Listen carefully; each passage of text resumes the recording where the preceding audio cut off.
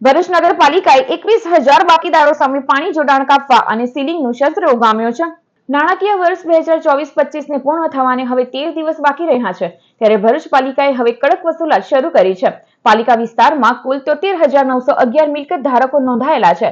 પ્રવર્તમાન નાણાકીય વર્ષની કુલ ડિમાન્ડ રૂપિયા 16.23 કરોડ હતી, જેમાં ચાલુ વર્ષે વેરાની બાકી 2.80 કરોડ જેટલી અને ગત વર્ષોની 5 કરોડ જેટલી માતબર રકમ મિલકત ધારકો પાસેથી લેણી નીકળે છે।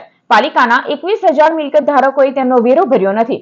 હવે નાણાકીય વર્ષ પૂર્ણ થવાને આરે હોય ભરૂચ પાલિકાએ કડક ઉઘરાણી શરૂ કરી છે, જેમાં આજે વોર્ડ નંબર 1 અને 5 માં કસક, પ્રીતમ, રચના પાર્ક, સીઆર ચેમ્બરમાં 6 મિલકતો સીલ કરાઈ છે, જ્યારે પાણીના 8 જોડાણો કાપી નાખવામાં આવ્યા હતા। પાલિકાએ બાકીદારોને તાકીદ કરી છે કે 31 માર્ચ સુધીમાં બાકી વેરો ભરી દેવો। કચેરી રજાના દિવસે પણ કાર્યરત રહેશે। જે મિલકત ધારકો વેરો ભરવામાં નિષ્ફળ રહેશે તેની સામે સીલિંગ અને નળ જોડાણ કટનું શસ્ત્ર ચાલુ જ રહે છે।